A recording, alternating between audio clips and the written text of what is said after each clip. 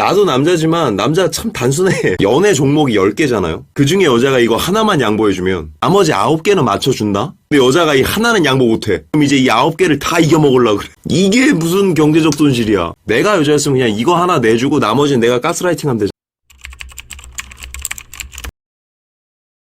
안녕하세요. 서울에서 지내는 33살 여성입니다. 남자친구는 저와 동갑이고 현재 장거리 연애 중입니다. 저와 남자친구는 평소에는 정말 잘 맞아요. 웃음 코드도 딱 맞고 서로의 일상을 공유하는 것도 즐겁고 저도 그런 다정한 남자친구를 좋아합니다. 그런데 최근 남자친구의 모습이 저를 혼란스럽게 하네요. 본인에게 힘든 일이 생기거나 스트레스 받는 일이 생기면 저에게는 한마디도 없이 친구들과 술을 마시러 가버리고 이직 문제로 스트레스를 받을 때도 저는 그 사실을 훨씬 나중에 알게 되었어요. 왜 나에게 말을 안 해줄까 싶으면서도 어쩌면 그가 저를 충분히 믿지 못해서 그런 게 아닐까 싶기도 하고 말해봤자 달라지는 것도 없어서 얘기하지 않았다는데 저는 그 말이 서운하더라고요. 오, 되게 좋은 남자친구인데? 저는 연인이라면 서로가 가장 가까운 사이라고 생각하는데 막상 중요한 순간에는 저보다 친구들을 택하는 남자친구 행동이 이해되지 않습니다. 혹시 저를 소중하게 생각하지 않는 걸까요? 아니면 다른 이유가 있는 걸까요?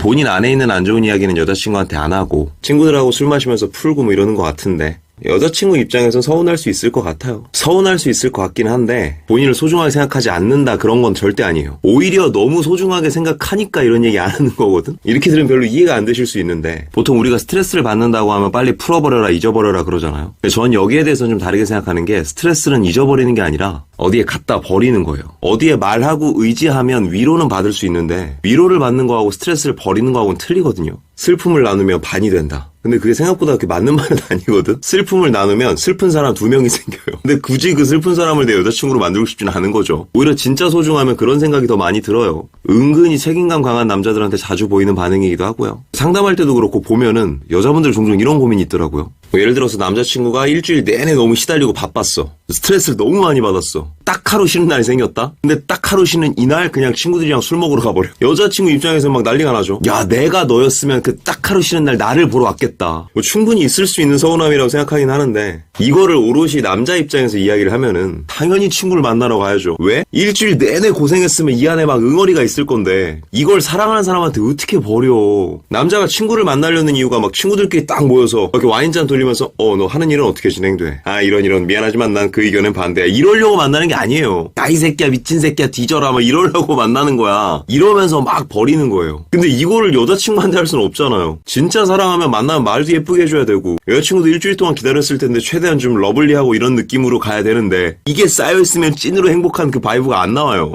저만 해도 하는 일이 많죠. 영상 제작도 제가 하고 편집도 제가 하고 중간중간 책도 쓰고 계속 상담하고 이렇게 산 지가 꽤 됐는데 돌이켜보면 연애에는 큰 지장이 없었어요. 그 비결이 전 중간중간 친구 만나는 시간이 꼭 있어야 됐거든. 화면에서 나름 점잖은 석구리, 상담할 때도 점잖은 석구리, 글을 쓸 때도 양반구리. 친구들과 함께 했을 때는 여러분이 화면에서 보는 이 모드는 아예 사라진다고 보시면 돼요. 나를 모르는 사람이 나를 봤으면은 아, 저 새끼 양아치구나 그러면서 이걸 막 버리는 거예요. 이 감정에도 배설구가 있거든요. 부정적인 감정을 빼줘야 되는 구멍이 있어요. 인간의 삶을 3등분하면 1년의 인간관계 이렇게 딱 3개가 있다고 보는데 그 중에 남자들이 가장 흔하게 쓰는 구멍이 인간관계 친구예요. 친구들 만나서 막 떠들고 신나게 술도 마시고 막 욕하면서 게임도 하고 이러면서 그 구멍에 부정적인 감정을 다 빼내는 거야. 그리고 그게 어느 정도 빠져나가면 이제 다시 일과연의 인간관계가 중심을 잡아요. 여자분들 같은 경우는 이 감정 구멍을 되게 잘 찾더라고요. 친구들 만나서 수다 떨고 통화 오래 하고 그러면서 뒷담화도 하고 어린 시절부터 이걸 빼내는 연습이 너무 잘 돼 있는데 남자 새끼들은 그게 말 많은 애들이 많이 없어서 그런지 실생활에서 이걸 버리는 연습이 잘 안 돼 있더라고요.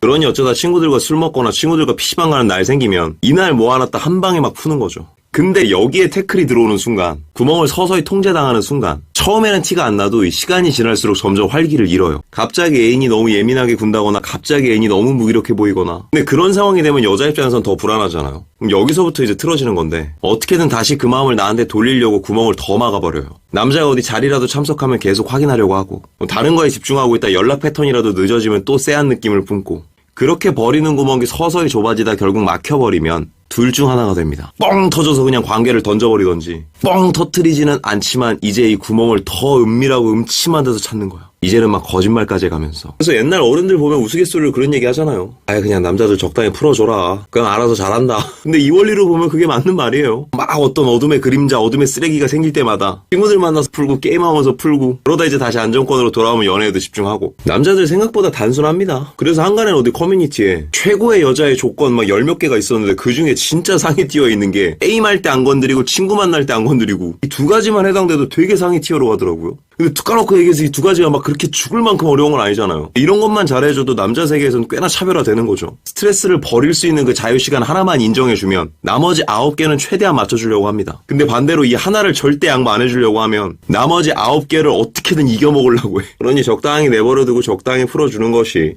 경제적인 관점에서 봐도 이득이지. 종종 어떤 분들은 석구리님 그렇게 풀어줬다가 어디서 딴짓거리 하고 다니면 어떡해요 이렇게 말씀하시는데 진짜 팩폭으로 얘기하면요. 딴짓거리를 할 사람들은 통제하려고 하면 더 딴짓거리해. 너무 통제가 강화돼 있어서 몸은 딴짓거리 못하고 있어도 정신은 미친듯이 딴짓거리 하려고 그래. 그러다 이제 요만한 틈이라도 하나 생기면 기회다 딴짓거리 하고 다이빙 하는 거예요. 그럴 놈들을 뭐하러 만나나. 그리고 만약에 내가 이 사람 편히 봐주고 풀어줬는데 딴짓거리 하고 다닌다. 그럼 오히려 좋은 거 아니에요? 빨리 걸러냈잖아요. 남자가 좋은 일이 생겨도 나한테 얘기 안 하고 안 좋은 일이 생겨도 나한테 얘기 안 하면은 그거는 그냥 무심한 새끼가 맞는데 좋은 일이 있거나 그냥 쏘쏘한 날에는 평소처럼 다정하게 잘해주는데 부정적인 일이 생겼을 땐 얘기하지도 않고 의지하지도 않으려고 한다면 그건 좀 답답해도 그만큼 속이 깊은 남자란 뜻이에요. 그리고 솔직히 말해서 힘든 일이 있을 때 굳이 여자친구한테 얘기하면요. 사연에도 나와있지만 그렇게 달라질 것도 없어요. 얘기하면 뭐 해줄 건데 넌 잘 될 거야 이런 얘기? 진짜 힘들 때 그런 얘기 들어봤잖아요. 뭐가 달라져 그게. 차라리 얘기해도 막 이러면서 얘기해야 되는데 이러면 좀 풀리는 게 있어. 여자친구한테 어떻게 그래요. 진짜 친구 대하듯이 그럼 말 이쁘게 하라 그럴 거 아니야. 그러니까 말해봤자 달라질 게 없죠. 그리고 이건 좀 남녀 떠나서 일찍 철이 든 사람들은 공통적으로 느끼는 감정일 텐데 힘들 때마다 찡찡거리고 위로받으려고 하는 게요. 장기적으로 보면 나한테 독이거든요. 하나도 나아지는 거 없어요. 듣는 얘도 썩 기분 좋지 않고 말하는 나도 점점 약해져요. 말은 안 해도 평소 책임감이 있다는 사람들은 어느 정도 공감하는 감정일 거예요. 그래서 그 시절 우리네 아버지들이 집에 돌아와서 내가 얼마나 힘들었는 줄 알아 이런 얘기하는 거 봤나요? 근데 그분들의 삶이 힘든 순간이 없었겠냐고. 그냥 동료들 만나고 후배들 만나서 술 한잔 진탕 먹고 욕하고 그리고 이제 저녁에 술에 좀 젖어서 추적추적 들어오고. 아버지들 다 겉으로 강해 보이지만 그렇게 버틴 겁니다. 와이프한테 말해봤자 뭐해. 자식한테 얘기하면 뭐해요. 걱정이나 하지. 그러니 힘든 걸 얘기하지 않는다고 너무 걱정할 필요도 없고요. 오히려 좀 풀어줘요. 힘든 일 있어서 친구들 좀 만난다고 하면 놔줘요. 여자친구의 최고의 카톡. 나 신경 쓰지 말고 집 갈 때 카톡 남겨? 놀랍게도 요 정도만 해줘도 이제 친구들한테 핸드폰 보여주면서 자랑합니다. 애들 다 부러워해. 최고의 여자가 되는 방법 그렇게 어렵지 않습니다. 그러니까 너무 깊이 고민하지 마세요. 제가 드릴 수 있는 말은 이 정도인 것 같네요. 많은 도움 되시기 바랍니다. 오늘도 영상이 마음에 드시는 분들은 여기 있는 사진 한번 눌러주시고 구독과 좋아요, 알림 설정 부탁드릴게요. 아프지 말고 삽시다. 석구리였습니다.